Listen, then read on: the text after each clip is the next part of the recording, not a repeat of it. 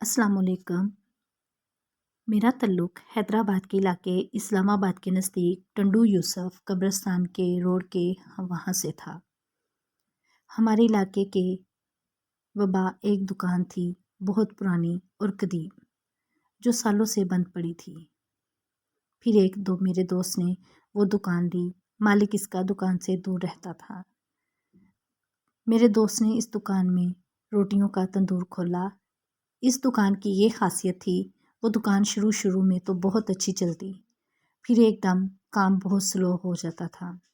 मेरे इस दोस्त ने वो दुकान अचानक छोड़ दी। इसका कहना था कि मैं बहुत परेशान हो गया था। इतना ज़्यादा काम चलने के बावजूद पैसे नज़र नहीं आते। ऐसा लगता है कि कोई पैसे निकालता है, और सुबह जब मैं ये दुकान खोलता तो ऐसा लगता है कि जैसे रात भर यहाँ कोई होता है। मैंने इसकी बात नहीं मानी और इसके बाद वो दुकान और काफ़ी लोगों ने खोली, पर 2 या 3 महीने में हर कोई वो दुकान खाली कर देता था। हर कोई ये भी कहता था कि इस दुकान में से पैसे गायब होते हैं, और रात में दुकान बंद होने के बाद सुबह ऐसा लगता था जैसे रात से लेकर सुबह तक पूरी फैमिली रहती है। दुकान के हुलिये से ऐसा लगता था सब चीज़ें बिखरी हुई। हम 4 भाई हैं, मैं तीसरे नंबर पर हूँ। मेरे एक भाई हैं जो कि शेफ़ हैं, जो कुकिंग करते हैं।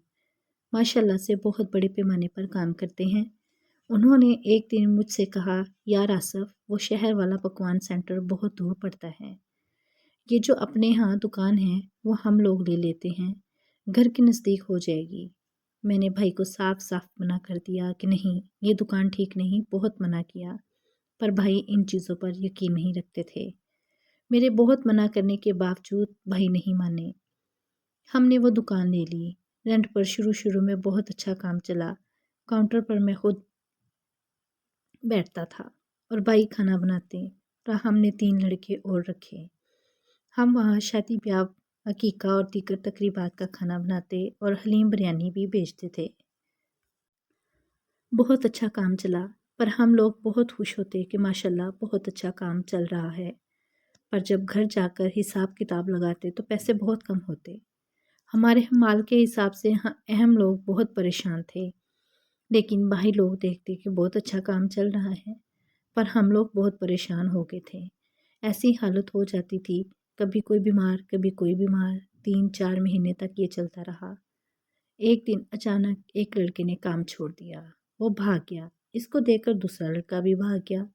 अब बस मैं और भाई रह गए थे। दुकान पर एक हफ्ते बाद मैं इस लड़के के घर गया जो हमारी दुकान पर था। इसने मुझसे मिलने से इनकार कर दिया। बहुत इसरार के बाद इसके माँ बाप ने इसे राज़ी किया। मैंने इससे पूछा कि क्या हुआ था। अचानक इसने कहा, आसफ़ भाई, इस दिन जब मैं रात को पकवान सेंटर पर पानी भरने गया था, हमारे इलाके में अक्सर रात में पानी आता है 2 बजे के बाद। इसने बताया, जब मैं पानी भरने गया तो सारी दुकान बंद थी, पर मेरे हाथ में एक मोबाइल था। मैंने पकवान सेंटर खोला और आधा शटर गिरा दिया, पानी की मशीन खोली और हैंड फ्री लगाई और लेट गया, और मेरी आंख लग गई। अचानक मेरी आंख खुली तो मैंने देखा एक लंबा सा आदमी, खौफनाक शक्ल, और 2 छोटे बच्चे, वो भी बहुत खौफनाक थे, और एक औरत माचड़े मेरे चारों तरफ खड़े हो गए और मेरा गला पकड़ लिया। इस जिन्नात जैसे आदमी ने, मैं बहुत चीखा चिल्लाया, पर मेरे हलक से आवाज़ नहीं निकली, और इसने मुझे कहा कि अगर अपनी नस्ल बचाना चाहते हो तो यहाँ से चले जाओ, और ये बात अपने मालिक से भी बोल देना। उन्होंने बहुत बुरा मारा और कहा, इस दुकान में मेरा खून है, ये मेरी दुकान है। जिसने मुझे मारकर इस दुकान पर कब्ज़ा किया था, इसे तो मैंने मार दिया, इसके पूरे ख़ानदान को ख़त्म कर दिया। ये दुकान मैंने बहुत मेहनत से बनाई थी, मेरी नहीं तो किसी की नहीं। फिर मैं बेहोश हो गया। कुछ देर बाद मेरी आँख खुली, मैं खड़ा हुआ और वहाँ से भाग गया। बात सुनकर मैं भी बहुत परेशान हुआ। मैंने भाई को ये सारी बात बताई। भाई ने कहा, इतना पैसा लगा है इस पर, सामान से सारी दुकान भरी हुई है, एकदम कैसे छोड़ें, इसका इलाज करवाएंगे। फिर भाई के दोस्त हैं, एक आलम हैं, वो एक रात में, और वो 2 आलम साहब वहाँ रुके, ये देखने के लिए क्या माजरा है। रात के 2 बज के दुकान में मैं और आलम साहब थे। अचानक वही हुआ ایک جنات جیسی شکل اور دو خوفناک شکل کے بچے اور ایک چڑیل حاضر ہو گئے۔ جیسے ہی وہ جن اور ایک چڑیل اور دو خوفناک بچے حاضر ہوئے تو انہوں نے عالم صاحب پر حملہ کرنے کی کوشش کی، پر عالم صاحب کے ہاتھ میں جو تسبیح تھی اور ایک نیبو تھا اور عالم صاحب مسلسل کچھ پڑھ رہے تھے، اس جن کا حملہ ناکام جا رہا تھا۔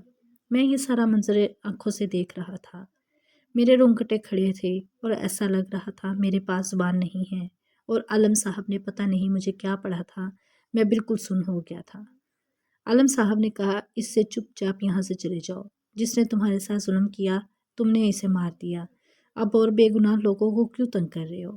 اس جن نے کہا، یہ میری دکان ہے، بہت محنت سے بنائی تھی میں اسے نہیں چھوڑوں گا، میں یہاں ہی رہوں گا، جو بھی یہ دکان لے گا میں اسے مار دوں گا۔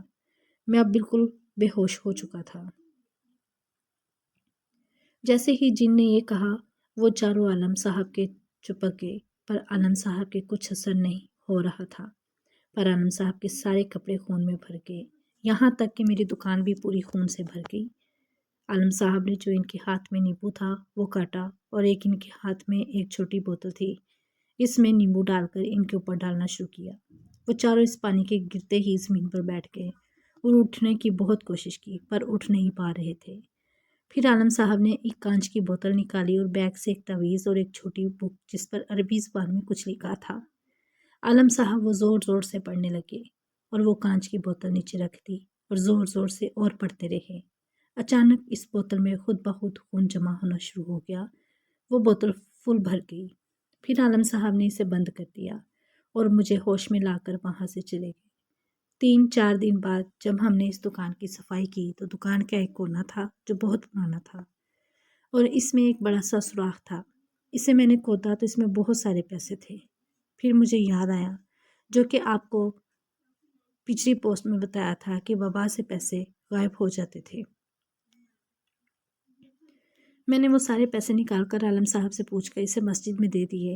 آج اللہ کا شکر ہے میری دکان بھی اچھی چل رہی ہے اور اس دکان میں بھی اب کچھ نہیں، اب سب کچھ اچھا چل رہا ہے۔